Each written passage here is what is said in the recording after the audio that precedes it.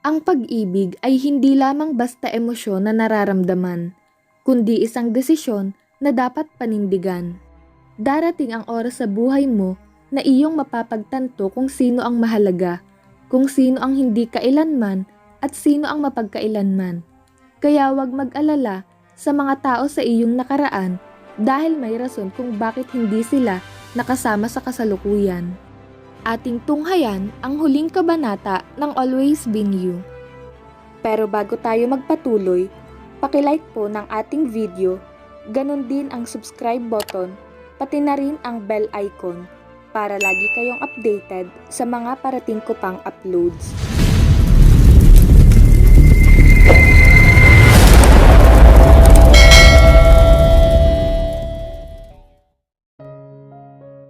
Halos hindi na magkanda o gaga sa pagpapaligo ng mga anak si Lyra. Ikaw ba naman kasi ang magkaanak ng triplets? Oo, triplets ang anak nila. Ang mga ito'y 3 taon na ngayon. Wala silang kaide-ideya na ang nasa sinapupunan pala niya'y 3 supling. Kaya naman, nagulat na lang sila nung inianunsyo ng doktor na magkakaroon sila ng triplets.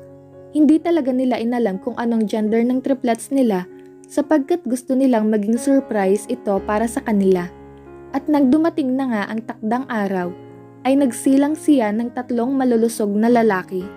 Hindi magkamayaw sa tuwa ang kani-kanilang pamilya. Agad silang umisip ng pangalan ng kanilang anak. At ito nga'y pinangalanan nilang Calix, Hero at Sevi. Laking pasasalamat niya nang maipanganak ang mga ito ng malusog sa kabila ng naging pagsubok niyang kinaharap habang nagdadalang tao pa lamang siya. At ngayon nga'y araw-araw na niyang gawain na habulin ng triplets para lang mapaliguan ang mga ito. Hindi siya kumuha ng yaya dahil para sa kanya, mas gusto niyang maranasan ang hirap ng isang ina sa pag-aalaga ng bata at nais niyang sa piling niya ang mga ito lalaki. Nais niyang sulitin ang pagsasama nila habang ang mga ito ay bata pa, sapagkat alam niyang darating ang araw na magsisilakihan na ang mga ito. Si Hyacinth naman ay 8 taong gulang na at kasalukuyang nasa school dito sa Maynila. Aayaw pa nga nitong pumasok sa school dahil gusto raw niyang makipaglaro sa mga kapatid niya.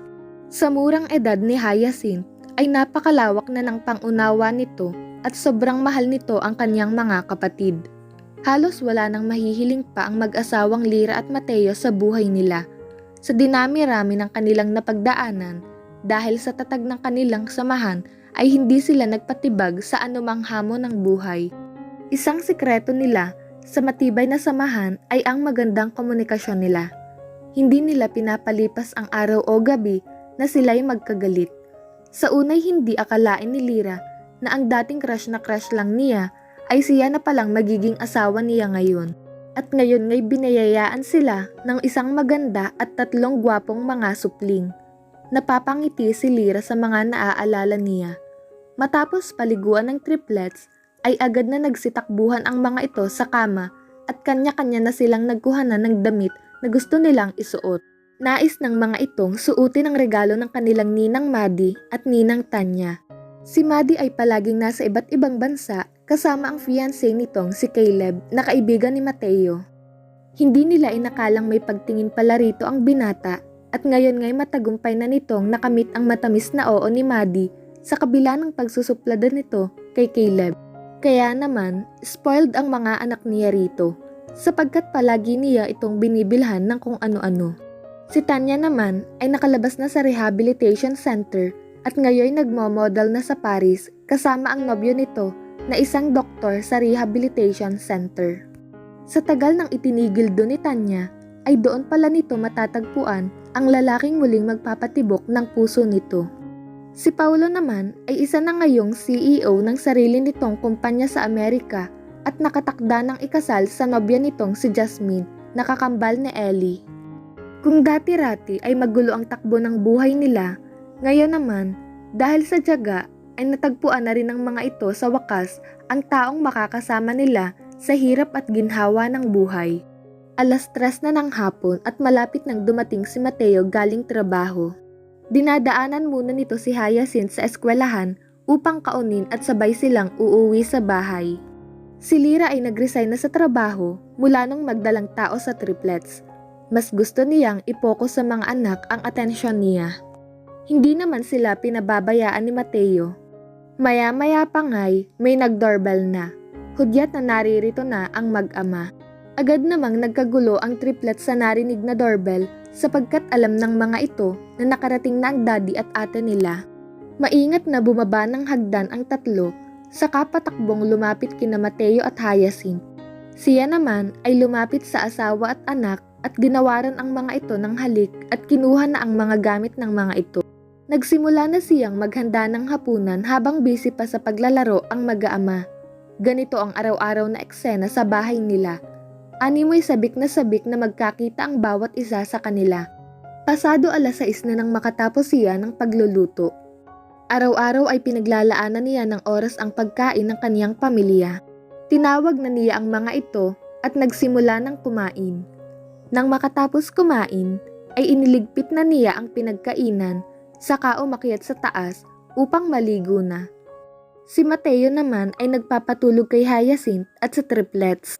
Maya-maya pa'y pumasok na rin sa kwarto si Mateo at naligo na rin. Nang makatapos ito, ay tumabi ito sa kanya sa higaan ng walang damit. Habang hinahangaan ng kakisigan ng asawa, ay bigla niyang napansin ang tattoo nito.